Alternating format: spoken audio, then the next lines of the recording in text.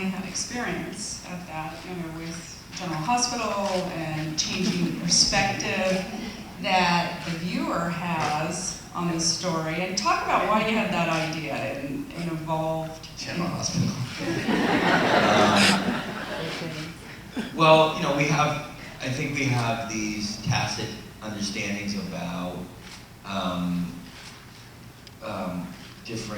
the hierarchy of entertainment and what has, what has more value than others. And so generally, I think, soap operas were considered like a kind of lower form of entertainment than, primetime television, and then that was beneath film.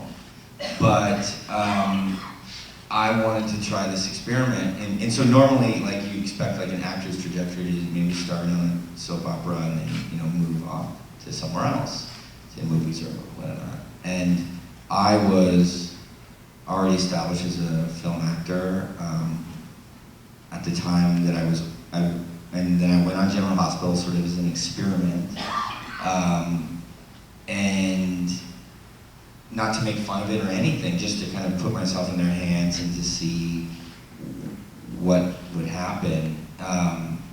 And then they named the character Franco, so it was even more sort of meta, and it was kind of underlining the fact that I didn't really belong there. Like, it was like a big headline, like, his name is Franco, like, we're gonna pull you out of it even more, and then while I was doing General Hospital, I was nominated for an Oscar, so it was like even more this sort of weird clash of, perceived high culture and I guess low culture, and then it culminated in a project at the Museum of Contemporary Art where we filmed a special episode of General Hospital at the museum, and then I filmed the filming of it, and that became another movie, and it was just like, the Ouroboros sort of snake eating its tail kind of weirdness. Where do you see your creativity playing in this world of VR? Not this year, but at the previous Sundance Film Festival, there was a whole exhibit of virtual reality shorts, and they were incredible. I had the holy shit moment, I guess, about it several times. And they were all different, Some, I think, walking across the Himalayas, and there wasn't much narrative to it. One, I think there was like a war zone in the Middle East, and you sort of immersed in it as a journalist. One was pure fantasy, like a train sort of flying through the air, I think. And then one that was terrifying. I think they hadn't, and they also hadn't, I think, perfected the way that you interacted with the virtual reality environment, because everybody got really sick from motion sickness. It was like at a frat party, and it was terrifying because it was like you got to see two perspectives of this date rape. It was horrifying. And they said oh, you're supposed to get woozy at the end, but I think it's just because they hadn't mastered it yet. And so I was so intrigued, by the possibilities, and like any sort of technical advancement in filmmaking or whatever, it's also scary to a lot of people when movies suddenly added sound. Everybody that was used to making silent films and had perfected that art suddenly, got really scared about this new technology. But and then on the other hand, there's the people that are trying to push that forward because it is kind of the new way, and also audiences are interested in that. So I think it's both scary because I've been used to making films in a certain way, but the way that it opens up, new possibilities is also really exciting. So I've tried to kind of train myself to be open to the new possibilities and to sort of find a way in there. Right now, it seems a little like he's maybe the pioneer that like I feel like maybe it's not my time to kind of jump in and figure it out. It sounds like there's a lot of kinks to still be worked out, but at a certain point, like I would, it's a world that I think would be, full of a lot of potential. Well, if you ever want to do something, let us know. Okay. When you're 95 years old and you're looking back on your life, what do you want the world to remember you for? I'm thinking about what one of my friends told me that, I'm probably getting this wrong, but there was a nun that I think worked in a hospital or something and would work, was kind of aiding people at the end of their lives, and she asked them, a similar question, I guess, and one of the things you kept hearing, usually from men, was like, I wish that I had spent more time with my family, and that those were the important moments, and I didn't cherish those enough. So I keep thinking about that, but then in my life, I don't, I love my family, my parents, my brothers and my mother, but I don't have my own family, and I guess people would describe me as a workaholic or that kind of thing. So that's in the back of my mind, but my actions are, otherwise, and I think it's okay. If I reflect on my life, I'm very happy. I'm fortunate that I get to, do the things that I love, and it's sort of kind of what I could, ask for, whatever that adds up to as, kind of what people remember or not. I don't know. I don't really have that much control over, but I do sort of have control over what I, spend my time on, and and how hard I work at it, and that's kind of it. What other people think of it is really kind of out of my control.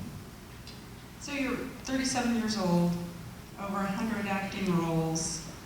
How many master's degrees do you have now? It sounds silly when I say it. It just sounds like I got like a bunch of candy. Is it 3? Degrees or something. No, I have more, but Okay. Working on a PhD. I mean, the energy, and then on top of all of that, you are coming up here every month to work with students and spend your time volunteering to take the next generation of youth down a path of creating stories. Every month, flying yourself up here to do that. Why? Well, I started teaching in master's programs, graduate filmmaking at NYU, and now I teach at UCLA and USC. And that was an amazing experience because, in the movie business is hard. It's hard to break in, and so inevitably you have to sort of spend a lot of time working on yourself and fighting for a way in. And so as soon as I started teaching, it like provided a relief. I didn't have to think about myself for a little while, and more than that, it was so inspiring to work with these talented people, and to work with people that were still kind of very pure about what they were doing. They still had a very pure love for filmmaking, and that was inspiring, and got me to fall in love with filmmaking again, and remember all the reasons I got into it. And so, and then I also thought about when I was in film school, but then even when I was in college, like, what are the classes that I wish I had had? And the classes that I had, how maybe would I have wanted those classes to be taught? And then I was able to kind of create those classes and do it in those ways that I would have wanted. And so then I looked back to my high school experience and like, well, what class would I have loved to have had when I was in high school? And I just sort of thought, and then I thought, you know what? Nowadays, the kids are all using this technology. They are making videos and sending them to each other, and they are, you know, telling their own kind of mini stories in this way already. But the schools aren't necessarily sort of engaging with that. They're, you know, some are, but you know, in a lot of ways we are still kind of stuck in these kind of old ways of doing things. So why not have a class that sort of acknowledges that where the kids are already there, they're already doing it. So why not just sort of aid them to kind of take those skills just to the next level? And it seems like a kind of worthy enterprise. So, yeah. So I teamed up with Mrs. Wojcicki, we call her Waj, my old teacher, and we made it happen. Tell us some of the stories that you've been involved with, sharing with the world, either something you've written or a favorite role that you had, or maybe it was a work that one of your students was working on that was really inspiring for you, and that story needed to be told.